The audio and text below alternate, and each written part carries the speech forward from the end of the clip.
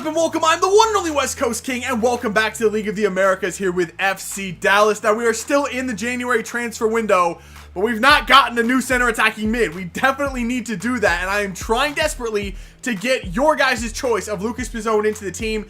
He's being very difficult about it though. We're just down to negotiating terms with the player, and we can't seem to get that done, but hopefully very, very quickly we can get that finalized and we'll get him into the team. We're starting the Europa League very soon. I would love to have Lucas Pizzone in the squad for that competition. Now, we also have to talk about something else that came up last episode, and that is Jordan Morris. He is still on the short list. However, like I said at the beginning of this season, he signed a new 5-year deal with Seattle, so he's not available right now. Even if I wanted to get him in this transfer window, it probably wouldn't happen unless I way overpaid for him, and I don't really want to do that. But let's talk about the striker situation real quick. So currently on the team, we have Bobby Wood, who we brought in at the beginning of the season, who's been pretty good. And we have Bradford Jamieson, who is on a 2-year loan deal at the club. Remember, he's not actually a member of the team. He's on loan here. And his loan deal will expire at the end of the season. However, in my opinion, Jamieson has been the best striker on the team, both when I play with the team and in simulations. Bradford Jamieson has been the best striker, far superior to Bobby Wood in my opinion. So, we have a decision to make. And I'm going to leave a link to a straw poll in the description of this video as well, so make sure you go and vote on this decision.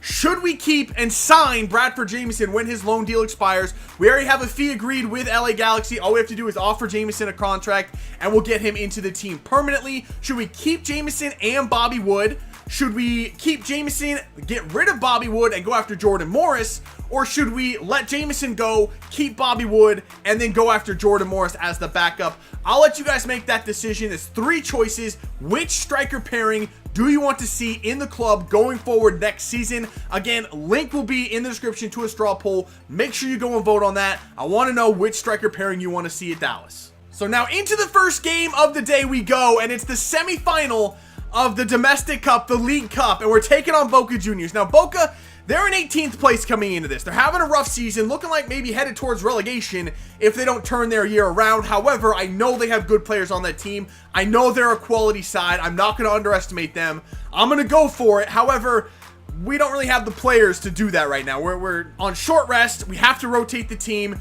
That's the best I can do. I still think we can get this done. Let's see if we can't make it to the final of the League Cup.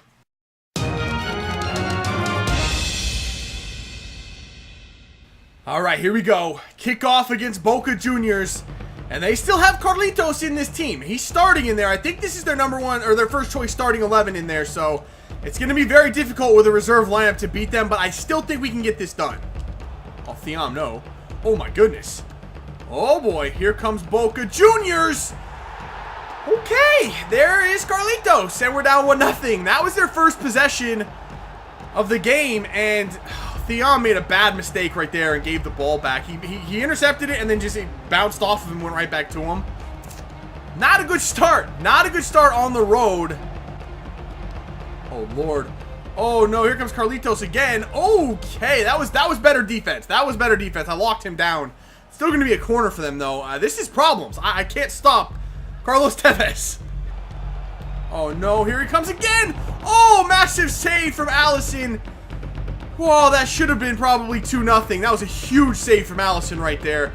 I feel like Boca Juniors has like 15 players on the field. I can't find any space with the ball, and it seems like they always have 4 players open. I don't know what is going on here, but we're getting completely outplayed.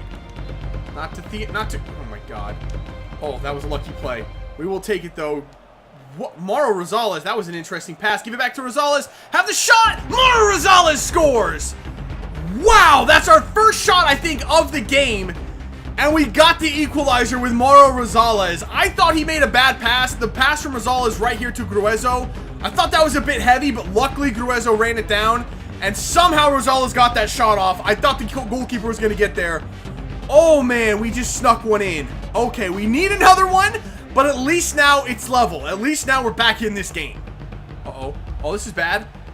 Okay, here come Boca Juniors. They're in the box. Somebody, Hollington. Oh my God, how did that deflection just end up on Carlitos' head?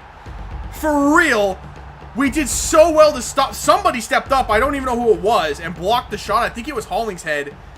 Yeah, it was. It was Hollington that stepped up and actually blocked that initial chance. But look at the ball just loop over my defense right to Carlos Tevez.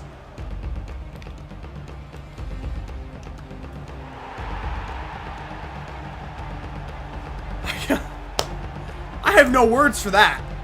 I have nothing to say about that. That was Carlos Tevez beating Omer Gonzalez and Hollingshead back post. Carlos Tevez, who's this tall, beat Hollingshead and Omer Gonzalez, who are both, I think, over 6 feet tall. I know Omer Gonzalez is. I think Hollingshead is as well. How did Tevez just win that header back post?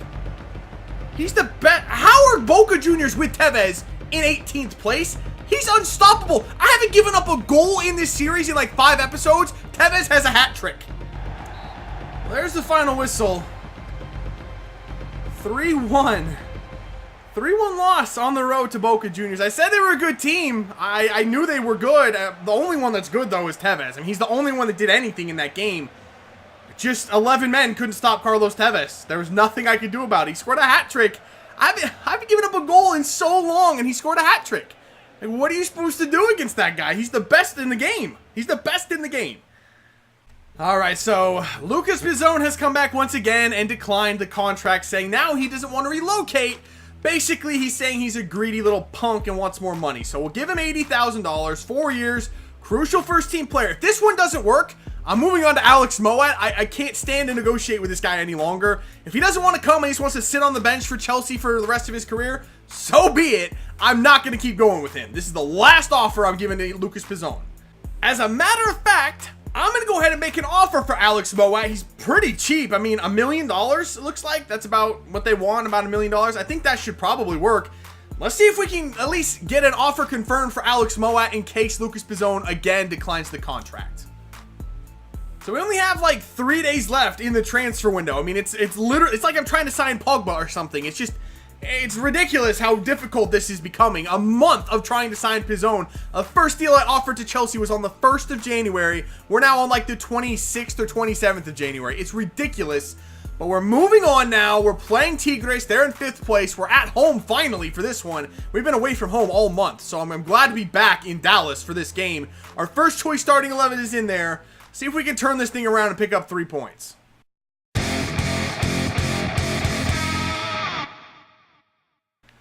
All right, here we go. Kickoff against Tigres, and they still have a completely basic, normal Tigres lineup. They have no new players into their team at all, which is pretty impressive that they're actually in 5th place with no new players. But they're a good team. They are a good team, and every time we play them, it's an exciting game. So hopefully we get another good one here. Gruezo. Good move from Gruezo. Getting around one. It's going to be Bobby Wood. Bobby Wood just stands too long in the same spot, and then I fouled him. Why did I do? And it's a straight red. Okay, this has been the most frustrating episode of this series. First we get knocked out of the Domestic Cup. Then we can't sign Lucas Pizzone. And now I got a straight red for Bobby Wood in like the 10th minute of this game. Yeah, you have one of these episodes every once in a while. Today's been the day. Today has been the day. What?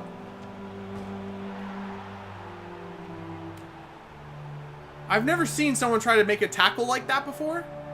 He turned his back to him. I don't even know who it was. Was it Riveros? I think it was, no, it was Patterson. He turns his back to him and sticks out his leg from, like, backwards. What is that tackle? I can't reach him with, oh, here, oh my God.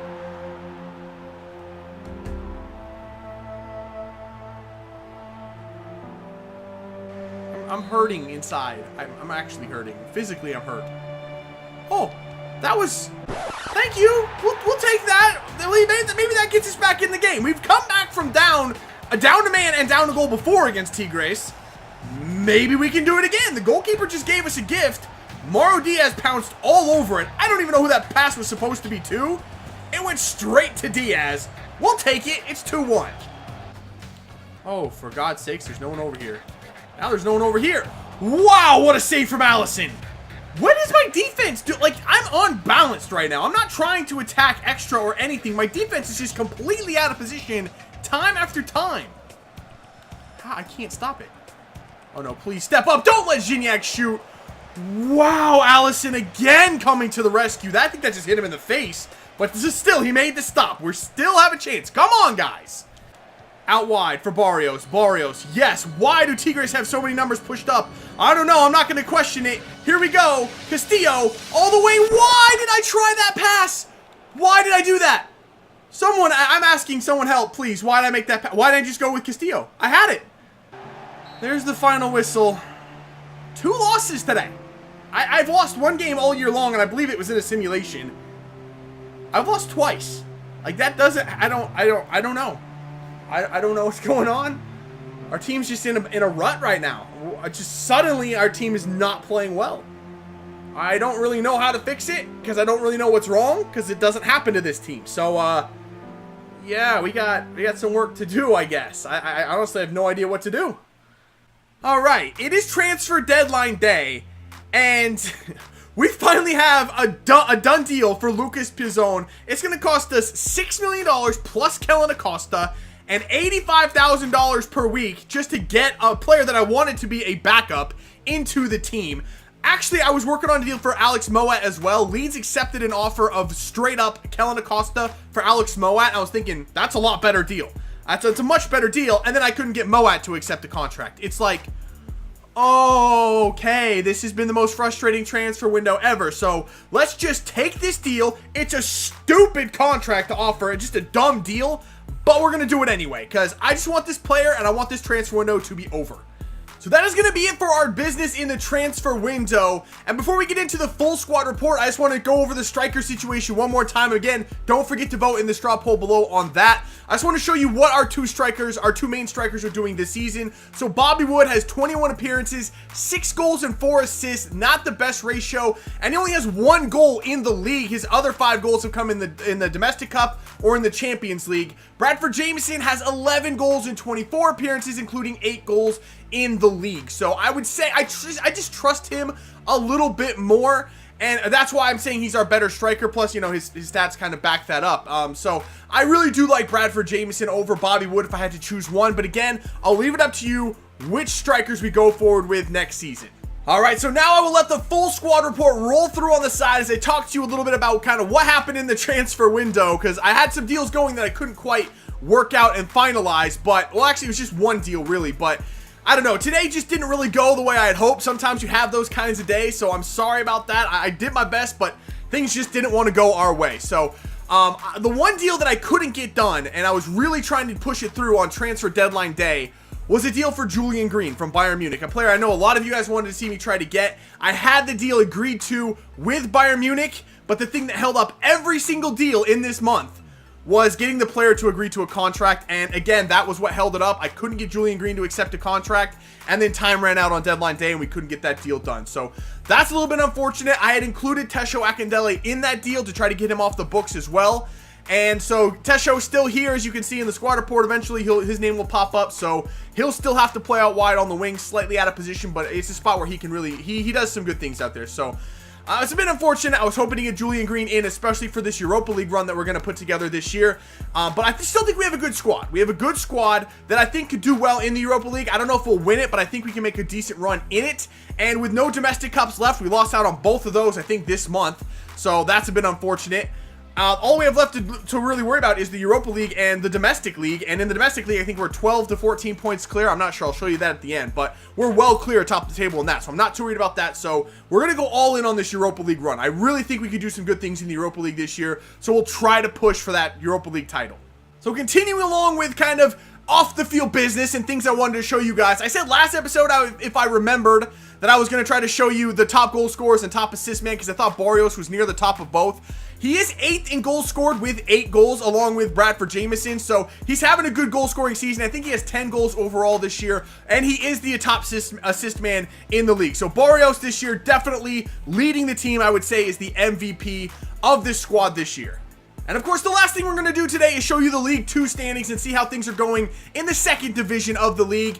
The top two teams, Independiente and relegated last season, was Club America. Looking like they're going to get promoted back up into the top flight. I assumed America would do that. They're just too good of a team to stay down there for too long. So I'm not surprised to see Club America up that high. The top MLS team in League 2, though, is Toronto, who also got relegated last season.